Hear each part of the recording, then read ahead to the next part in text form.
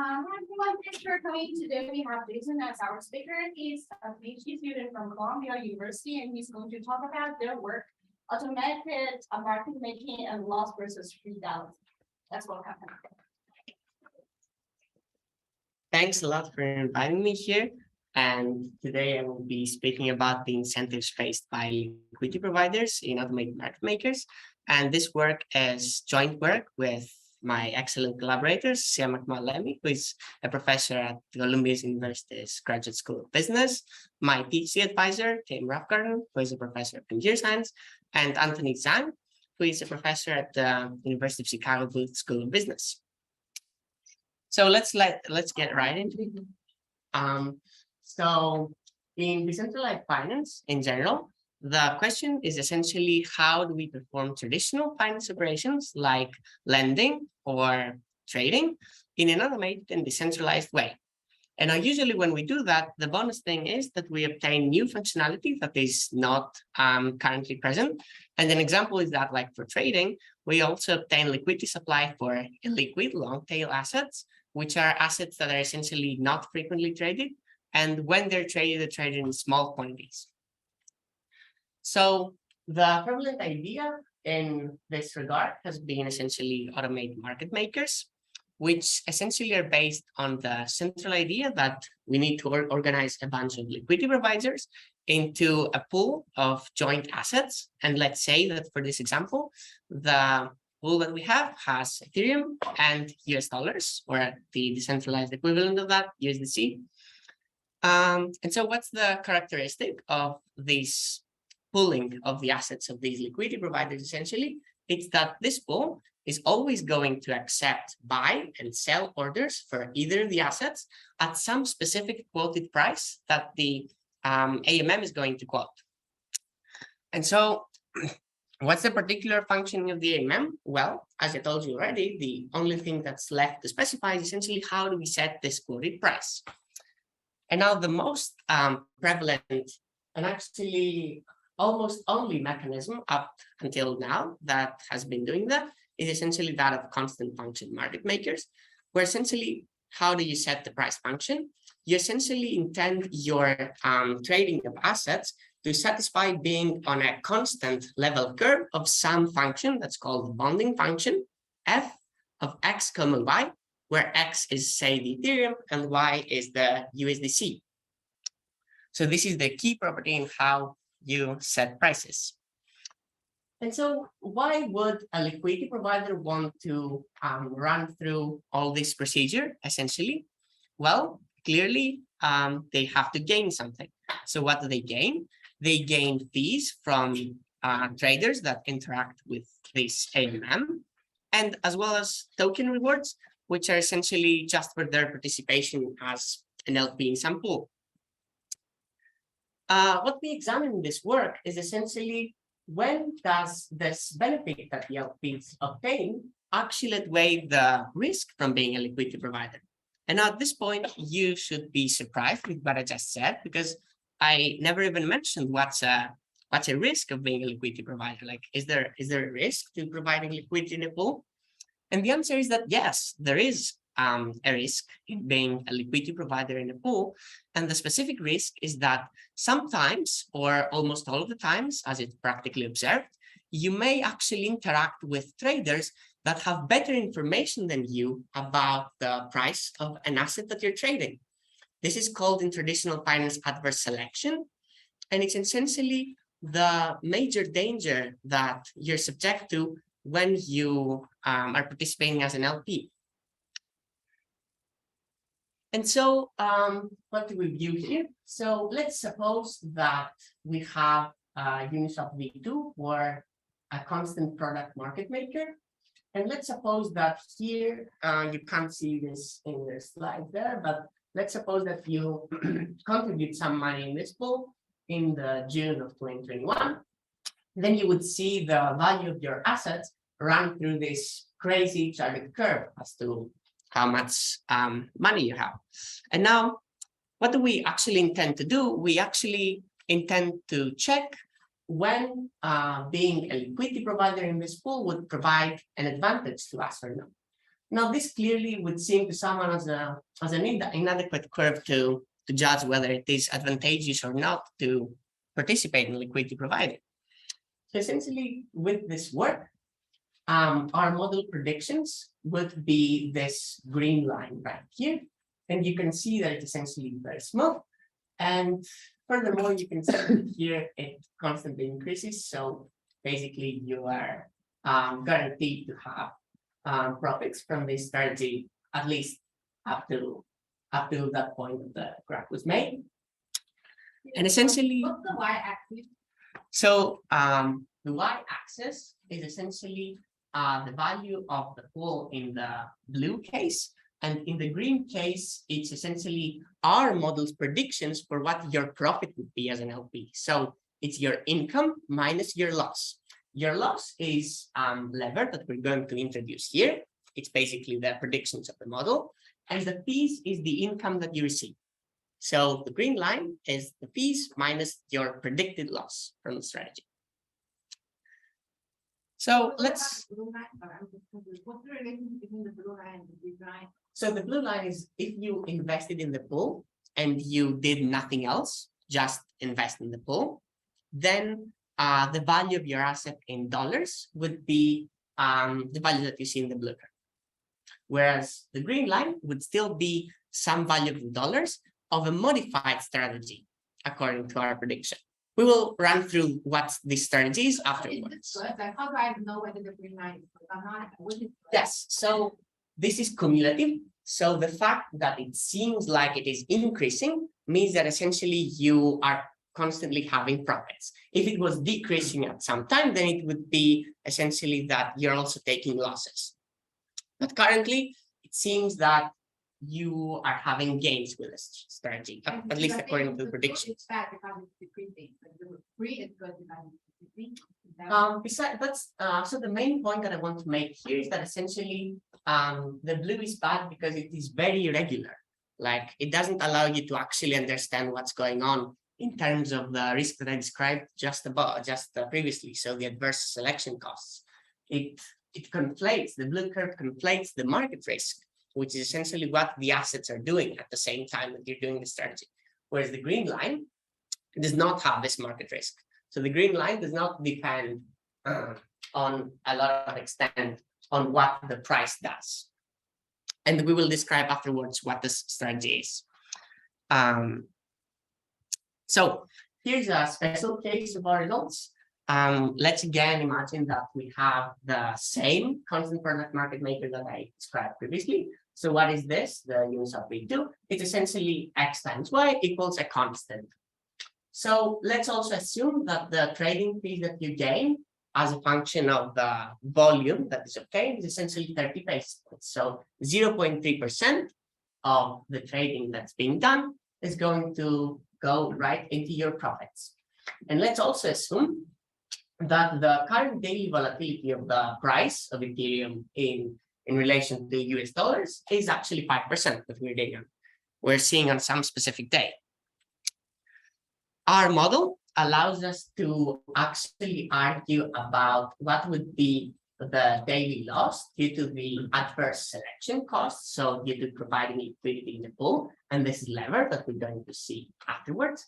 And this allows us to quantify this as 3 basis points, almost.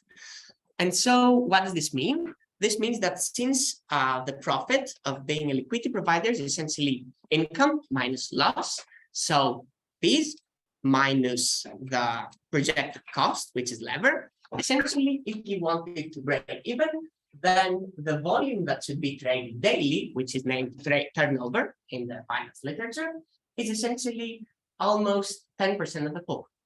And maybe also more importantly, the scaling factor would be more important, which is that if at a day you had twice that volatility, then you would need to have 4 times that volume being traded in order to break even. So have a profit of 0. So what is BP? Something like percentage or? Sorry, what? Basis point. Oh, BP, yeah, basis point is 0.01%. So 30 basis points, 0.3%. So it's just proportional to the. Yes, it's proportional. So the first one is proportional to the trading volume that you have, and the second one is proportional to the volume that was traded on the specific day. So, I don't understand the finding, right?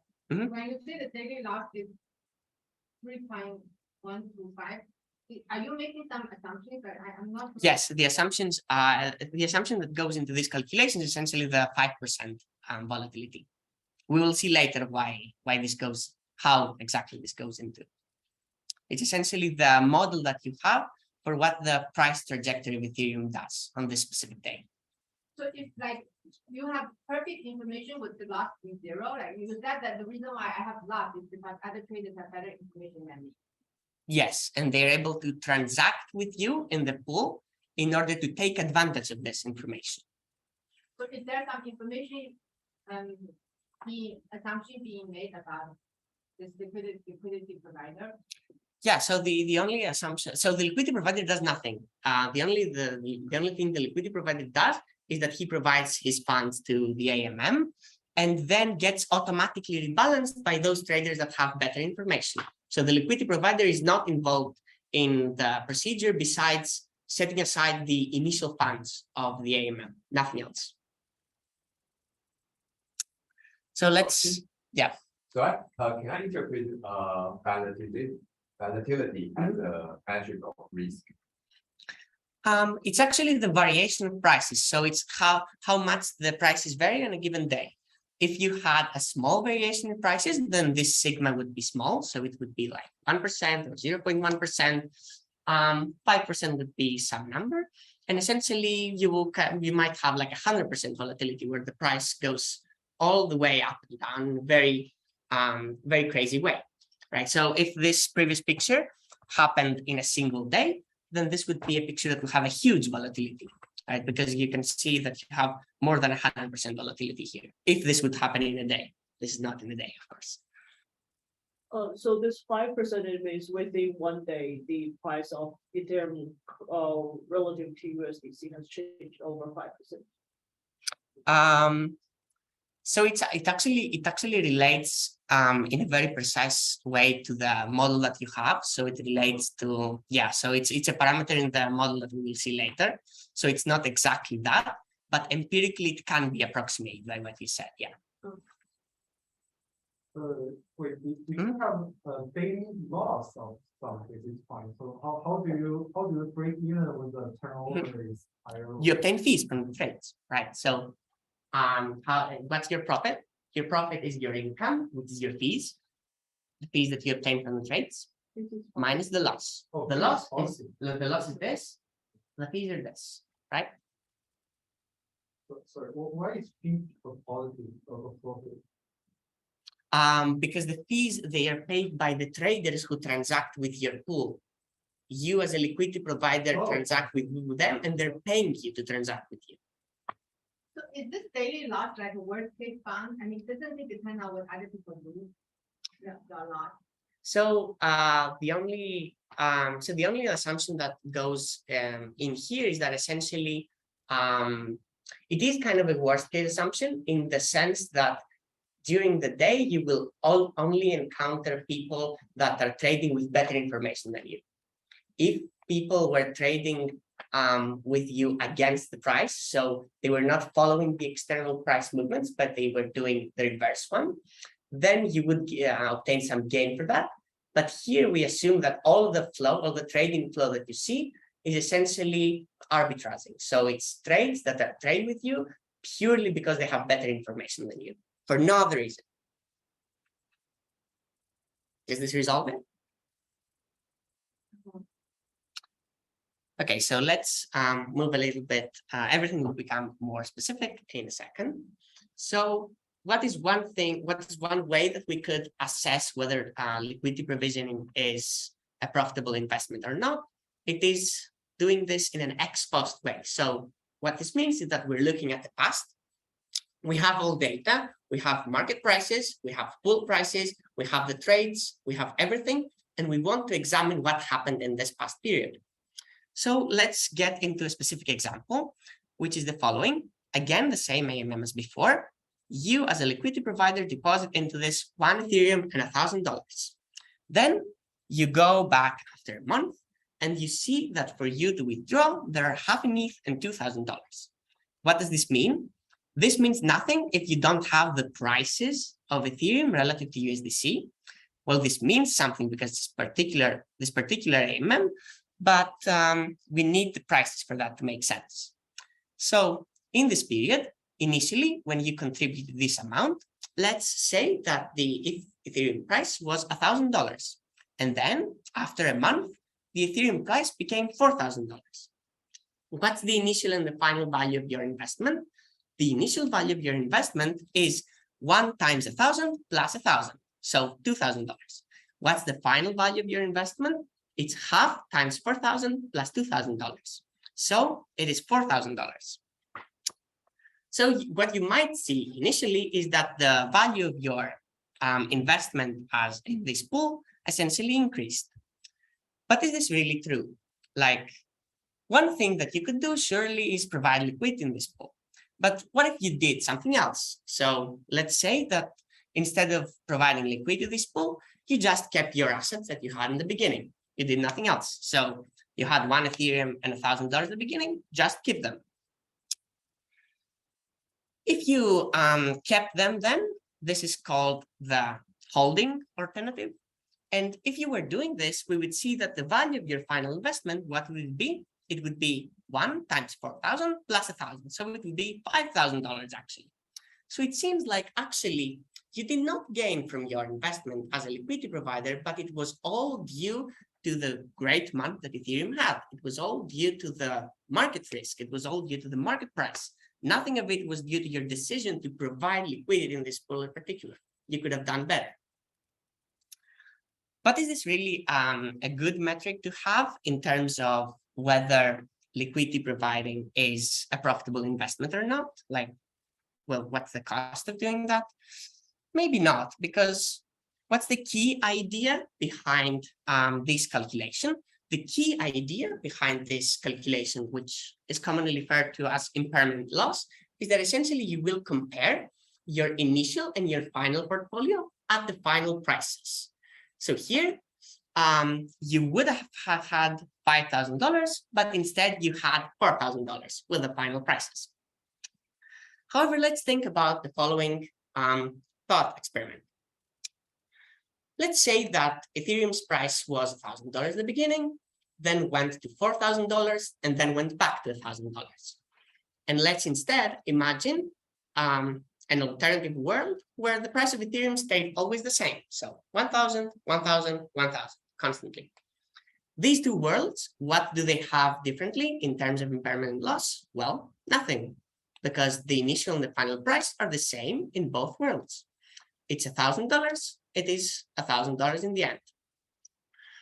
However, does it really make sense? Like when these better informed traders are constantly trading with your pool, these arbitrageurs, does it make sense that you would, like, these people actually make money, right? They don't interact with you for charity. They interact with you because they make money. So where's this money that they made? Like, they clearly made some money from the case that the price went from 1,000 to 4,000 and back to 1,000, because they did this rebalancing in your pool. No one else had done this. So it seems actually kind of fishy that this metric of cost that we would have to LPing this impermanent loss would not be sensitive at all to what the price trajectory did in the intermediate steps between the initial and the final examination. And then again, another thing that we see here is that again, we don't clearly see the cost that these arbitrageurs, these better informed traders, are imposing on you because you trade with them. So again, we have the market risk that is still obscuring our view. This will be clear right afterwards. And so here, let's examine exactly this thought experiment that I told you. So Ethereum's price will go from 1,000 to 4,000 and then back to 1,000. Again, we have the same AMM, the Uniswap V2, the constant product market maker. And in this market maker, doing some simple calculations can yield you that the price of the asset is essentially the ratio of the reserves in the pool. So the price of the asset is Y over X. Again, we have the same initial investment, 1 ETH and $1,000. And let's see what's happening right now to the AMM holdings as the price trajectory does this thing that we said before. Initially, the holdings are these, and the implied pool price, this P, as we can see, is 1,000 over 1, so 1,000, so great. Next, we see the price of 4,000. Some better informed trader is going to perform a trade in this pool to match this price. What's the trade that they're going to perform? They're essentially going to take half an ETH for us, and we're going to be left with $2,000, such that again, the ratio, so the implied pool price, is exactly equal to the external market price. So 2,000 over half, it's exactly 4,000. There's only one way to do this. There's only one trade to do this with any constant function market maker. And anyways, these are the holdings of the pool that you will be left. Half an Ethereum and $2,000. Now again, next time, someone tells you that the new price of Ethereum is $1,000. What will you do? Again, you will do some trade to rebalance the AMM at this external market price. What's the trade that you will do? Well, it's easy to see that you will be led into exactly the same holdings, right, as you had in the beginning. So you will have, again, a complete reversion of the holdings. So you'll now have 1 ETH and $1,000. And again, the implied pool price, we can check that it's correct. So 1,000 over 1 is exactly 1,000, the price that we would expect, the external market price. But really, let's now imagine another alternative. So one thing in particular that you did with this money that you have and this asset that you have, this 1 Ethereum and $1,000, is you contributed to the pool. Let's do something else with this money. Let's not do that. Right, so one thing that I forgot to mention is that this means obviously that the impermanent loss is going to be $0. Exactly same holdings in the beginning and the end, you didn't lose anything, or so the metric says. What's another alternative strategy that you could do? Well, let me try to copy paste what the AMM did, but externally. What does it mean for me to copy paste what the AMM did? Well, I will start with the same initial holdings, 1 Ethereum and $1,000. And now I will do my own trades externally such that I match exactly the holdings of the pool in the risky asset in Ethereum. So I'm going to perform my own trades so that I can match these risky asset holdings exactly. Again, the initial price is 1,000. My initial portfolio is the same as before. What did the pool do? Well, the pool sold half an Ethereum. Let me do the same. I see now that the new price is 4,000. So what I will do, I will sell half an ETH at this 4,000. So I will obtain profit in money, $2,000. So what will I have now? I will have half an ETH and $3,000. Interesting, right? If I compare now this trade that I did with the holdings of the pool, it seems that $1,000 are missing from the pool. Where did this $1,000 go? Let me answer that for you. It went to the money the arbitrageurs took. These better informed traders took exactly $1,000 from me. So let me now try to do again the same thing for the third period. I will copy paste the AMM trade. So what did the AMM do? Well, I can see that it bought half an Ethereum. So let me do the same thing at the new price that I'm seeing. So the new price that I'm seeing is $1,000. Let me buy half an Ethereum. I will spend $500 on this. So my new holdings are going to be 1 Ethereum and $2,500. Again, I can see that there was some gain. And so what is my loss versus this strategy? So the AMM did something, and this resulted in some amount of holdings. I in my alternative strategy, which we will call the rebalancing strategy, copy pasted the risky asset holdings, but I transacted in the external market prices and not as the AMM was telling me. So what's the comparison between these two strategies? Well, I lost $1,500, right? In the end, above in the AMM, I have $1,000. Now I have $2,500 with the rebalancing strategy that I implemented. And so there's $1,500 that's missing. These $1,500 are actually cumulative in each of the trades, as we saw before. So in the first trade, you lost $1,000, and in the first trade, you basically lost $500 by following the liquidity provision instead of this weird copy-paste strategy. Is the copy paste strategy always better? Yes, the copy-paste strategy is always better than the AMM strategy. And why is that? Well, another way to view AMMs is essentially that what happens in an AMM is that prices constantly change. So prices in an AMM, for the first case, from $1,000 to $4,000, the prices continuously change. 1,000 becomes 1,001, 1,002, until it becomes 4,000 gradually. So the AMM sells Ethereum to you as the price is increased gradually. So what is going to happen? Basically, all the prices that you transacted with the AMM are lower than $4,000 because you were gradually led up to this point. So yes, the rebalancing strategy is always going to have greater profits than the AMM, and this is exactly the difference is exactly lever.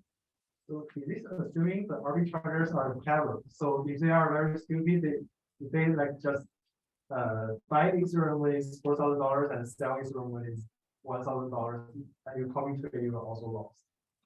So essentially, by definition, an arbitrageur is someone who has better information than the pool, Yeah. right? So, well, why does a person have better information than the pool? Because they can look at the external prices. So if someone can see the external prices and sees that the external price is 4,000, why would they lead the pool to 3,000 instead of 4,000? If they lead the pool to 3,000, then someone else will come and fill in the gap because there is a profit to be made from this trade. Oh. Yes, so it should, so an arbitrageur or a combination of arbitrageurs should always lead the price to 4,000. This is again the no fees case when we don't have trading fees. We'll say later what's happening with that. In your copy trade, you go from 1,000 to 0.5 ETH and 3,000. Basically means you use 0.5 ETH to trade for 2,000 USDC. Right. But where would you get this trading? Because if you go back to the AMM, your 0.5 ETH will only give you 1,000 USDC, but you got 2,000. Not from the AMM. So these prices that you see up there, it says ETH price trajectory, 1,000, 4,000, 1,000. This is an external market that exists, right? So this price trajectory happens somewhere external, say, for example, in a centralized exchange, or simply say that it's your perceived value of these assets. It doesn't really matter. It only matters that there is somewhere that you can transact in these prices. So the pool doesn't know that these are the current prices, but you as a better informed trader, you know that. So you're assuming like this price for 4,000, it's going to hold for as many amount of Ethereum as you want. Yes, exactly. It's an infinite external market. Yes. Okay. So is it better for me to put it more frequently, like in the copy trade strategy? Yes, it is. So the more frequent, the better. So this is actually not exactly equivalent. You can't say that up to some level of coarsening, it is better to do it more frequently, but perhaps minor variation, especially due to fees, minor variations wouldn't lead to the same. So yes, there is some level there. There's no fee. Should I do it? If there's no fee, yes, you should do it as often as you can, because you will obtain more profits by doing this. Also, it's an infinite market, which means like you could technically get infinite amount of profit out. No, you can't get infinite amount of profit because Because the AMM varies its price, right? So when you go to the AMM, the current implied price is 1,000. When you go to the AMM and say to the AMM, I want to buy 0.0001 ETH, so a tiny amount of ETH, the price, the implied pool price is going to change. It's going to go up by a bit. So it's constantly going to go up until it reaches 4,000. Because beyond this point, if you transact with the AMM, you would lose money because the price that you will be getting from the AMM is higher than 4,000. Whereas your value, or in any way, the price that you can dispose of these risky assets in the external market is lower than 4,000. So you only want to transact with the AMM at prices that are lower or equal to 4,000, not at higher prices. But your copy trade assume you're not trading with AMM, but you're trading with. No, this is on the external, yes. So the external price is infinitely amount of trading available. Well, you can't really, like, you don't have infinite amount of ETH, right? You began with exactly the same portfolio. This is an important thing. You begin with exactly the same portfolio. You can't begin with anything you want. Okay. Because you're comparing a strategy that is self-financing. That means you can't inject money out of anywhere. You have just the initial portfolio to begin with and just this. Okay. So what are the takeaways from this? The takeaways is that our notion for loss should depend on the price trajectory because the trading costs with these better informed traders depend on the price trajectory. It should be cumulative. This means that if you only happen to encounter trades with better informed traders, so those rebalancing trades that they're called, your loss should always only increase. It can't ever decrease because you're losing information due to trading with better informed traders. And it always should be positive for the same exact reason. So lever satisfies all these three things. And here's the empirical version of lever. So let's say that inside our AMM, we see n discrete trades that happen in this AMM. And we also see the external prices at each of these trades. And we also compute, we said we're examining the past, so we have all information available. And we also compute the average price that you got in each of these trades for the amount that you bought. What is loss versus rebalancing? Well, over each of these trades, it's going to be the amount of ETH that was traded in the pool, AI. And now what's the difference between the rebalancing strategy and the AMM pool? Well, the rebalancing strategy got this amount of ETH at the external price, DI, whereas your AMM trade in particular got this price for an average price of QI. And now why is this always positive? As I said before, the average price is always going to be less than the external market price, simply because you would never go above this price because you would lose money. This is the empirical version though. And now so in the empirical version, when we were examining the past, so when we did an ex-post assessment of liquidity provisioning, essentially, we had all the data available. All the data was there. External market prices, pool prices, trades in the AMM, we had everything there. Now, what we're interested to do is we're interested to predict the future. If you want to predict the future with such a notion, we said that this notion is trajectory dependent. It depends on the trajectory that your price takes. So we cannot meaningfully predict the future without knowing that there is some specific model for the price trajectory. Whereas when we were examining the past, we needed no model for the prices, absolutely no model, because we have all the data right there. We don't need any model. If you want to make decisions about the future, you have to have a model. Now, before we run through this, let's quickly examine some basics on CFMMs. Let's do a little refresher. So let's suppose that you have a CFMM with a risky asset X, say Ethereum, and some numeraire asset as to which the prices are going to be counted in, say the US dollars. So what is PT now going to be? PT, you have a notion of time, so what is happening at its timestamp. And this notion is going to be continuous for us. So we're going to be in a continuous time regime.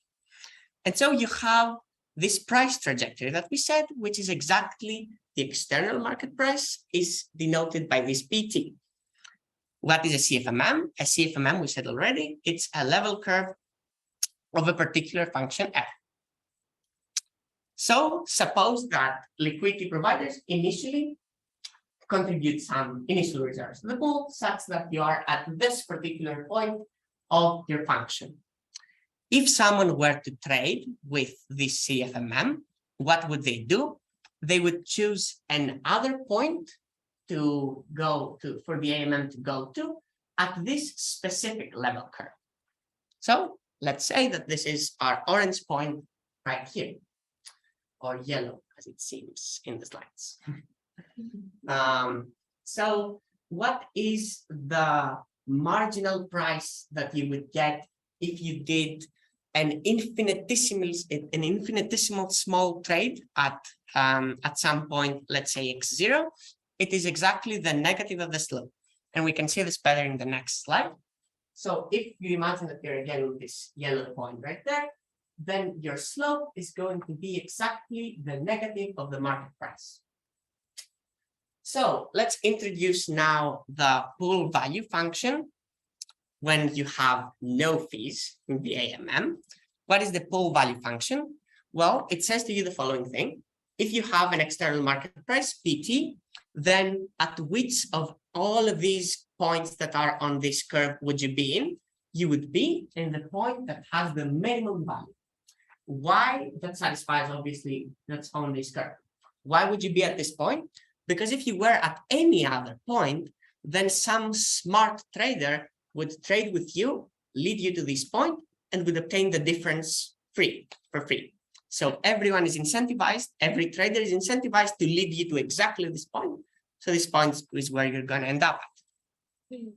PT is basically the price of X with respect to Y. Yes. Okay. And it's externally, right? Okay. Yes. So the price trajectory PT, it's not determined by the AMM. The AMM has no control over it. It's something that happens externally. The AMM never notices it. It notices effectively in the pool because of these better informed traders that are trading with the pool.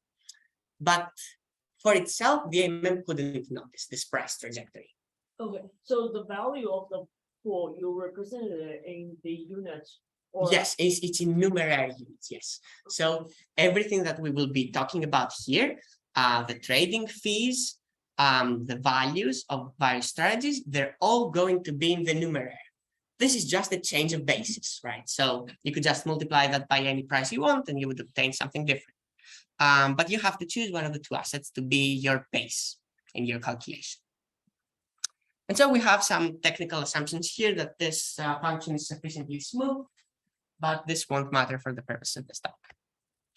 So what are two things that are widely known about this function? Well, convex analysis essentially tells you that the first derivative of this pool value function is exactly the risky asset holdings of the pool.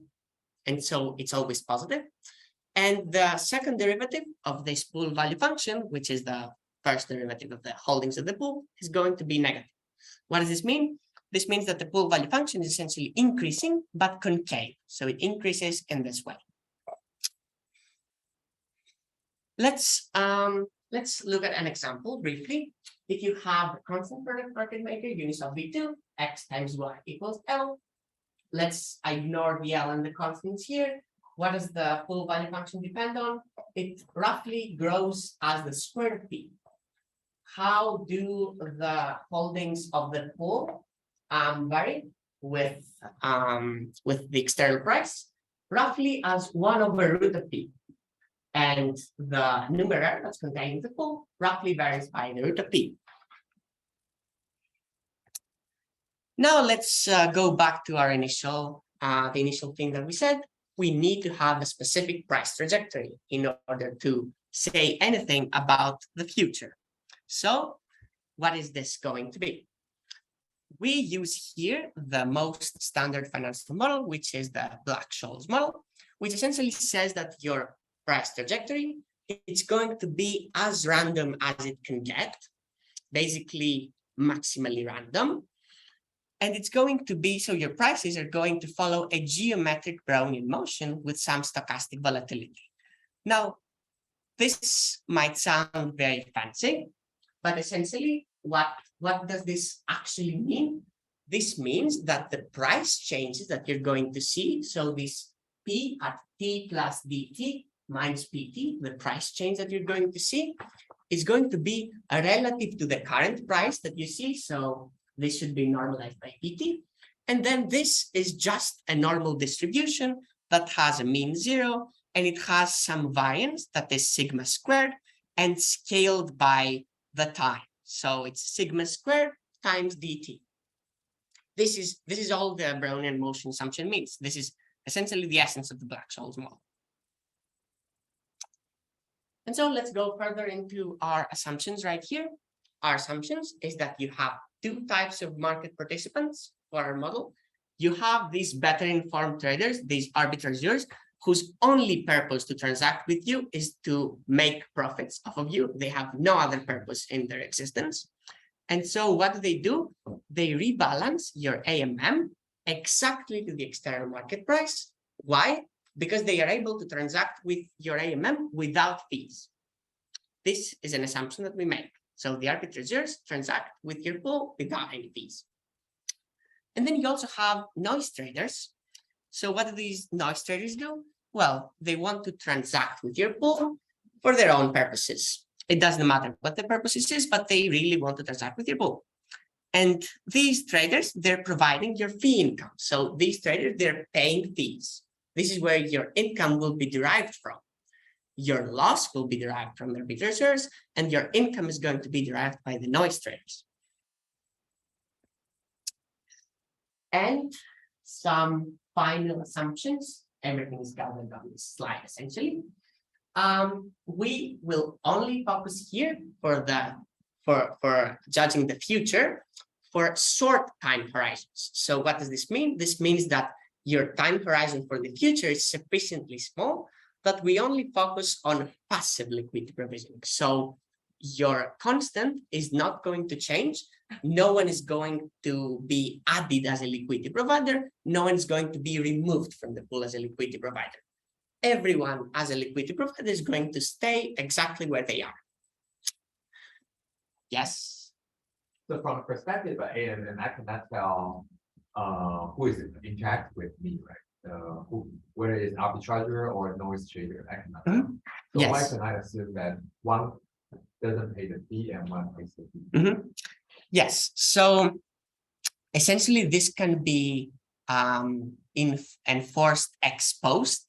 So you will give some specific participant the right to interact with you with no fees. So you will just whitelist them into a custom whitelist. And these people, what would these people do? Well, these people have an incentive to do exactly this thing, to exactly arbitrage your pool to the external market price. And they do so without fees. So this is one way that you could attain what you said. I guess I have a similar confusion, but maybe a little bit different. So doesn't the people who actually pay fee in practice and the arbitrageurs, aren't they the same people? Like, shouldn't the fee be proportional to how much the arbitrageurs are trading? Like, why is it modeled separately? Like, if it's modeled separately, it's like the nice trader. Are the volume of that dependent on how much the arbitrageurs are making trade? Yes. So what are we seeing? So let me talk about this from an empirical perspective first, and then I will give you the theoretical answer. So from an empirical perspective, we're actually seeing the arbitrageurs that are rebalancing you exactly to the external market price, to PT. So in practice, this would work perfectly, even with fees. If the arbitrageurs rebalance you to the external market price. So this assumption could be replaced by what I just said. The arbitrageurs are going to transact with you such that they will lead you to the external market price, even if they pay fees for it. This is what happens empirically. This is what has been observed empirically, and this is why our model works well empirically. However, the optimal thing to do if some arbitrageur was paying fees, it would not be to lead you to the external market price. It would be within a range of the external market price, but not exactly at the market price. And now here comes the theoretical answer. It would be very difficult to incorporate fees for the arbitrageurs in this model, because depending on the level of fee, you would not know exactly at which price the arbitrageur is going to rebalance you to. Certainly, it would not be the external market price. It would be something above or something below, depending on where the current price is and how much the fee is. So exactly because there is so much dependence into it, you can either assume that the arbitrageurs pay fees and rebalance you to this price, or you can assume that they interact with no fees. Either of the two assumptions is equivalent to our model. Should I think of like the noise traders as, let's say, that they are normal users and they just want to exchange one currency for another? Yes. And so is this Or the equivalent assumption is what I said, that essentially you don't distinguish between the two types of participants, but you assume that the arbitrageurs are going to rebalance you exactly at the market price, irrespective of whether they pay fees or not. Maybe this actually helps more. I think this is more clear from the theory perspective, but I think it might also help more if you didn't distinguish between the participants. But even with fees, the arbitrageurs are going to again lead you to the external market price and not plus or minus something. In continuous time, it makes huge difference whether they would rebalance you at exactly that price or plus or minus something. So this is why it wouldn't work with perfect arbitrageurs with fees. So this assumption is to make the analysis easier, so they will Yes. rebalance you to that point. Yes, yes. And as I said before, it is if you were deciding about the future. So about the past, we already talked about the past. There is no model to assume. This is if you want to reason about what's going to happen in the future. And so we also assume that fees are not reinvested back in the pool, but they are booked separately in the numeraire. So essentially, someone takes it and sets it aside and does not contribute back in the pool. And for the purpose of this analysis, we also ignore any transaction fees that you could incur with trades. So what's the rebalancing strategy? Well, as we said before, it's exactly the thing that we said before. It's this strategy that begins with the same initial holdings. And what does it do? At each point in time, it copy-pastes the AMM trades. In particular, it mirrors the risky asset holdings of the pool exactly. So this happens externally, but my strategy externally is going to begin by the same amount of money that the AMM has, but I'm only going to mirror the risky asset holdings via trading with the external market and not with the AMM. What is the value that this strategy obtains in numeraire? It is exactly the initial value that you have, plus what are the differences that you will obtain. Well, if there is a small price movement of DP, what is happening? Your numeraire didn't change value.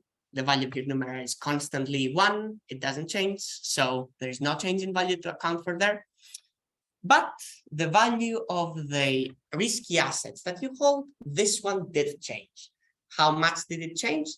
It changed by how much the price changed, DP, times your holdings that you have. So X star times DP. Integrate this and you get the value. This integral here that you see, it's not a normal integral. It's a stochastic integral. This is because the price trajectory, PS here, is a stochastic variable. So this is a stochastic integral. And now what is the definition of lever? As we said before, it's exactly what the AMM strategy would lose when compared to the rebalancing strategy. So it's the value that the rebalancing strategy would obtain minus the value that your pool obtains. This is lever. So I guess in this rebalancing strategy, you don't assume that there's no fee, is that something? No, this is an assumption that's needed for a theorem which follows right now. Yes, in the definition of lever, you don't need any assumptions. Wait, I'm confused. So the rebalancing portfolio value, that expression doesn't have any fee. Well, the rebalancing portfolio, you transact with the external market at 0 fee. So Oh, you- with the you- external market, not with the AMM. Okay. Just to clarify, so in your previous example, like 1,000, 4,000, 1,000. Yes. Example, Mhm. LVR is 1,500. 1,500, yes, it's exactly the same, yes. It's the losses that your AMM incurred compared to this copy pasting strategy. Right, so now let's go through our characterization of this lever. This is where it's important to have all the assumptions that we had before. What's the characterization of lever? Well, this quantity that we saw before, lever quantity, can be expressed as an integral of an instantaneous quantity with respect to time. So ds here is just the dt. It's like small variations of time. And what's this instantaneous quantity? This instantaneous quantity, the small l that we call instantaneous lever, depends on the current stochastic volatility and also depends on the current market price. And what is it? It is 1/2 of the stochastic volatility, sigma squared, times price squared, times the absolute value of V double prime. So notice here that we said before, V is concave, V double prime is negative, minus V double prime is just the absolute value of V double prime. What should we view this? Yes. I guess this doesn't depend on the fee for the AMM. Like I feel like shouldn't it depend on how much fee the AMM is earning? No, because this is purely, well, we gave the definition before, right? So it's the rebalancing strategy minus it's the rebalancing strategy, the value of the rebalancing strategy minus the value that your AMM has. It doesn't depend on. So the value of the AMM doesn't depend on the fee. We said that for the fees that you pay from the noisters, you just set them aside, right? You don't reinvest them in the pool. So, but why does this definition make sense? Like the AMM should also be making the fee, right? Yes, it is made. Yes, exactly. But here we're focusing only on the cost of this component. So the fees, we don't have a model for fees here. So the model for fees, you would need to have this separate, and so I agree that this means that you cannot argue about the profit through this. You can argue about the cost. So this says if the AMM pool doesn't have any fee, I'm always better off not being the liquidity provider. Yes, that's correct. But if there is fee, then. If there is fee, then I should argue about the difference, yes. And here we don't have a model for fees. So we don't argue about the fees at all. This is only in the empirics when you view the past, because there's many reasonable models that one could have about fees, but we didn't want to go into this level of detail because, here we only have the standard financial model, the Black-Scholes model, and nothing else. So we only examine the cost of liquidity provisioning and not the income that you make. So yes, into your final calculations, you need to do fees minus lever. This is what you need to do for your final calculations. Fees, we don't argue about here. So what are important assumptions for this? Important observations about this. Important observations about this is that it's an integral of a positive quantity. So it's always positive, non-negative. It's also always increasing because it's the integral of positive quantities. And it's also locally predictable. What does this mean? Well, what this means is that this instantaneous lever term does not depend on variations of prices, on DP, right? So if you are at the current price, PS, and you move some DP that tends to 0, then your instantaneous lever is going to be exactly the same, and exactly this one that you see here. So the instantaneous lever, if you are at a specific price, is locally predictable. Here's the example for our beloved CFMM, constant product market maker. Here you can have some calculations and you can compute that the normalized instantaneous lever. So I normalize the instantaneous lever by the value of the pool. This is going to be exactly sigma squared over 8.